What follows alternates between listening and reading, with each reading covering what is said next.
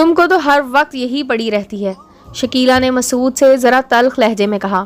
میں دیکھ رہا ہوں کہ تم آج کل کچھ زیادہ ہی چڑچڑی ہوتی جا رہی ہو، مسعود نے بھی سخت لہجے میں کہا۔ واہ مسعود صاحب واہ، یہ نہیں دیکھتے کہ آج کل میرا کام کتنا بڑھ گیا ہے؟ خود تو سارا دن چارپائی پہ پڑے آرام کرتے رہتے ہو، پانی تک اٹھ کر پیتے نہیں ہو تم۔ بچے بھی میں ہی سنبھالوں، کھانا بھی بناؤں، صفائیاں بھی کروں، کپڑے بھی دھوؤں اور تمہاری ہر وقت کی چائے بنا بنا کر تمہاری خدمت میں پیش بھی کرتی رہوں۔ ارے میں بھی انسان ہوں، گوشت پوست اور ہڈیوں سے بنی ہوئی، میں بھی تھک جاتی ہوں، کوئی لوہے کی مشین تو نہیں ہوں، مجھے بھی کچھ دیر کو آرام چاہیے، میں بھی کچھ لمحے سکون سے گزارنا چاہتی ہوں۔ پر تم ہو کہ بس یہ چاہتے ہو کہ جیسے ہی میں کام ختم کروں سیدھی تمہارے پاس چلی آؤں، تمہارا بستر گرم کرنے، اور اس کے لیے بھی میں کوئی وقت نہ دیکھوں اور نہ ہی دن رات دیکھوں، بس تمہاری اس جنسی خواہش کو چاہتے نہ چاہتے ہوئے پورا کرتی رہوں۔ 7 سال ہو گئے، شادی کو 3 بچے ہو گئے، مگر تمہاری یہ جنسی خواہش کم ہی نہیں ہو رہی۔ بچوں کے کھانے پینے کو پوری خوراک نہیں ہے، تن ڈھانپنے کو پورے کپڑے نہیں ہیں، نہ ہی ان کی تعلیم و تربیت کا کچھ بندوبست ہے۔ پتہ نہیں ان کا کل کلاں کو کیا بنے گا، اور تم کو بس اپنی جنسی ہوس پوری کرنے کی پڑی رہتی ہے، پھر چاہے بچوں کی تعداد میں اضافہ ہوتا جائے یا چاہے میری جان اور صحت ہی داؤ پر لگ جائے۔ شکیلا کی آنکھوں سے آنسوؤں کے ساتھ ساتھ چنگاریاں بھی نکل رہی تھیں۔ آج اس نے اپنے دل میں دبی ہوئی بہت سی سچائیاں ایک ساتھ ہی بیان کر دی تھی۔ سچ تو کسی سے بھی برداشت نہیں ہوتا، اور وہ بھی مسعود جیسا شخص جو خود کو غلط ہی نہیں سمجھتا۔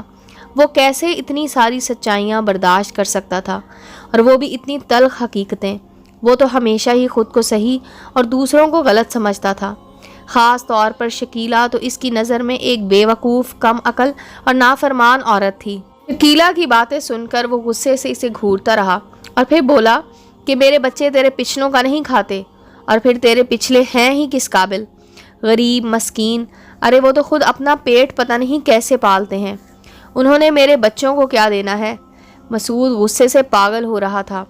میرے پچھلے جیسے بھی ہوں، خود محنت کر کے کماتے اور کھاتے ہیں، تیری طرح اپنے بہن بھائیوں کی امداد پر نہیں پلتے۔ ارے آج کل تو حالات کی وجہ سے وہ تیری تھوڑی زیادہ مدد کر رہے ہیں، اور حکومت کی طرف سے بھی راشن اور نقد رقم تجھے مل گئی ہے۔ تو یہ نہ سمجھ کہ ہمیشہ ایسا ہی رہے گا، یہ کرونا کی وبا ختم ہوتے ہی سب امداد بھی ختم ہو جائے گی۔ تیرے بہن بھائی بھی اس وبا کے باعث مالی مشکلات کا شکار ہو رہے ہیں، ان کا کاروبار بھی تو بری طرح متاثر ہوا ہے۔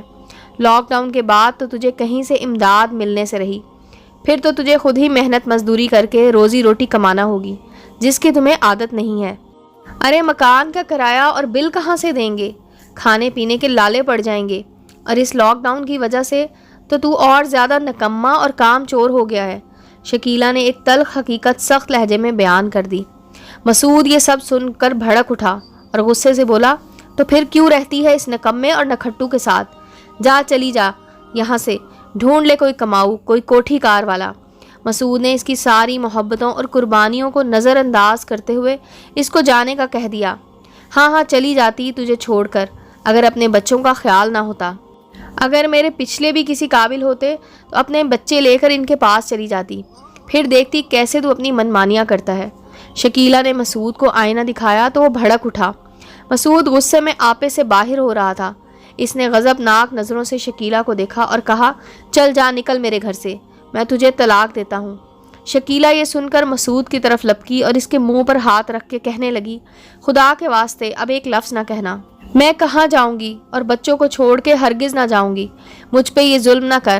ایک کمرے اور ایک برآمدے کا گھر ہے، برآمدے میں نے ایک طرف چولہا رکھا ہوا ہے تو ایک طرف کپڑے اور برتن دھونے کے لیے کھرا بنایا ہوا ہے، 2 چارپائیوں کا صحن ہے۔ اگر تو نے طلاق دے دی تو پھر تیرے ساتھ اس گھر میں رہ نہیں سکتی، اور لاک ڈاؤن کی وجہ سے کہیں جا نہیں سکتی۔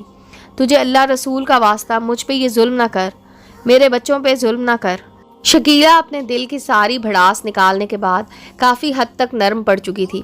اس نے مسعود کے منہ سے طلاق کا لفظ سنا تو چاروں شانے چت ہو کر اس کی منت سماجت کرنے لگی۔ مسعود کی آنکھوں میں فاتحانہ چمک تھی اور ہونٹوں پر شیطانی مسکراہٹ تھی اور چہرے پر ہوس کی آگ کے شعلے۔ اس نے تہمکانہ انداز میں شکیلا کو دروازہ بند کرنے کو کہا۔ شکیلا ایک ہارے ہوئے سپاہی کی طرح جو کہ جنگ ہارنے کے بعد غلام بنا لیا گیا ہو، وہ گئی اور دروازہ بند کر کے مسعود کے پہلو میں بیٹھ گئی۔ दिन के 3 बजे थे और इनके तीनों बच्चे सहन में खेल रहे थे और अंदर बंद कमरे में शकीला इनकी माँ होने का तावान अदा कर रही थी और मसूद इसका शौहर और बच्चों का बाप होने का खराज वसूल कर रहा था। मसूद चंगेज़ खां की तरह शकीला के वजूद को दुश्मन का लश्कर समझकर रोनता हुआ और खोपड़ियों का मीनार बनाता हुआ, अपने तमाम तर अरमान पूरे करता हुआ अपनी जिनसी जज्बात को तस्कीन पहुंचा रहा था। कुछ देर बाद शकीला गुसल खाने में नहा रही थी। आज नाली में पानी की मिकदार और बहाव कुछ ज़्यादा था, जिसकी वजह शकीला के ना रुकने वाले आंसू थे जो वो अपनी बेबसी और बदनसीबी पर बहा रही थी।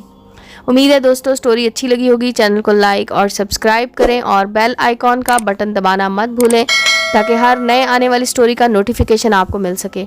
मिलते हैं अगली स्टोरी के साथ।